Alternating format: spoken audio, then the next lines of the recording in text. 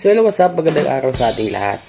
Papaano, kailan, saan nagsimula yung aking online lending application.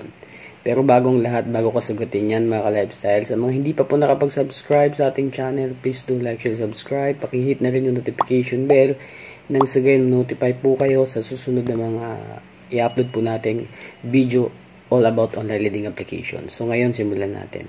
So sa mga hindi nakakaalam, way back 2019 pa po ako nagka-struggle or nagsimula sa mga online lending application. So hindi ko po to nakita through ads dahil wala po akong hilig dati nun sa internet. So actually endorsement lang to sa akin. No, God, please, no! No! And yun, no! 2019, actually hindi pa po ako nagkakaproblema nun, okay pa nun. 2020 na po talaga, nung pandemic time na, kasi medyo sa isang linggo, 3 hanggang 2 beses na lang po tayo makapag-duty nun. Sa mga hindi nakakaalam, dati po akong worker sa fast food chain na sikat dito sa amin. Then, the same time, working student din.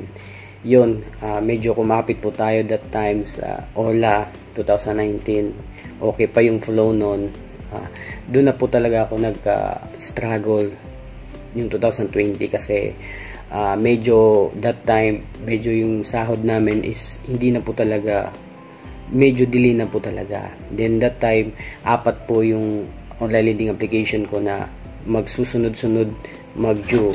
So, yung hindi ko na lang babanggitin para for the privacy na rin nila, no? So, actually, yung pinakauna yung peso po. So, binanggit ko na, diba? So, yun, sunod-sunod po yung day at okay pa yung una, yung 2 OLA na yun, napakiusapan ko na next week na ako magbabayad. Pero, kala ko okay yung pag-uusap namin, hindi pa patong yung interest. Pero pagtingin ko sa apps, sa credit is lumaki. So wala po silang wala po silang isang salita. Then yung 2 naman, pinaghaharas na ako, pinagte-text na ako, lahat na ginawa nila. Hindi sila mapakiusapan. Dinamay na yung mga ka-workmate ko, pati yung classmates ko natawagan na. So that time talaga medyo hiyang-hiya na po talaga ako, hindi ko na talaga alam yung gagawin, na kumbaga parang masisiraan ako ng ulo. Umabot na sa point na wala nang ganang magtrabaho, wala nang ganang pumasok kasi nga nahihiya na po ako sa mga ka-workmate ko that time.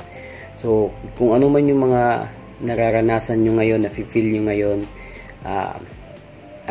naranasan ko rin po yan, normal po yan, okay? Then 2019, 2020, 2021, that time po talaga nag-research po talaga ako kung meron ba talagang nasampahan ng kaso kung hindi nakapagbayad sa mga OLA, and awa ng Diyos wala naman po. Pero hindi ko po talaga sinadya na hindi bayaran lahat ng mga online lending application ko. Nagkataon lang po talaga, syempre delay, hindi sila mapakiusapan, then wala po isang salita. Yan po talaga yung mga abilidad or mga attitude ng mga online lending application company, especially yung mga agent nila. So once again, sa lahat po ng mga nai-involved, nagkakaproblema sa mga online lending application, nakala nila talaga wala nang solusyon and hindi na matatapos yung problema nila. Mali po yung mindset nyo. Okay?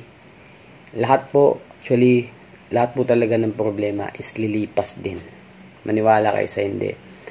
So, kung magtatanong ka kung ano yung ginawa ko, bakit nalagpasan ko lahat, syempre, unang-una, nag-change SIM card ako dati.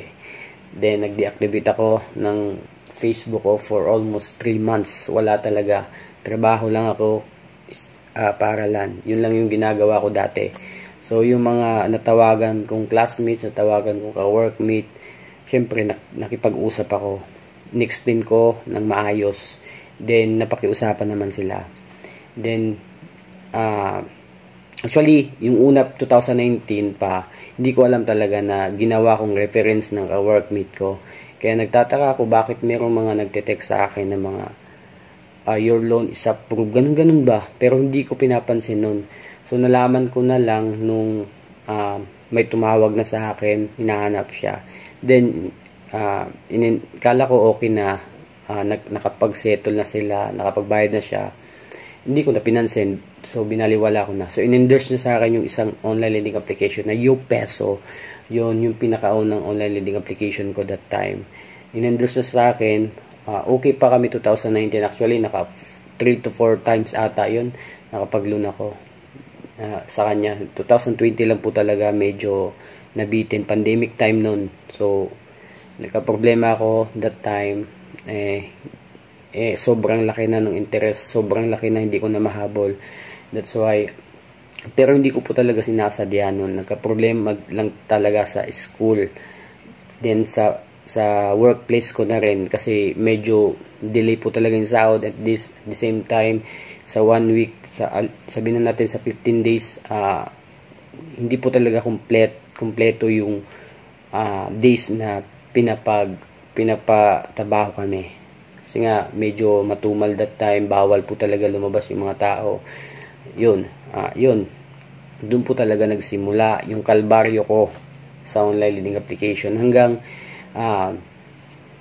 napunta ako sa mga YouTube video, yung mga tumutulong sa mga nagbibigay ng ideas kung paano ma-handle yung stress. Ang unang-unang napanood ko sa YouTube is si Kuya Tep. Kung hindi ako nagkakamali, si Kuya Tep TV ba yun? Then si Supremo. Yun yung dalawang YouTuber na napanood ko dati na nagbibigay ng ideas, nagbibigay tulong kung paano i-handle yung stress ng online lending application.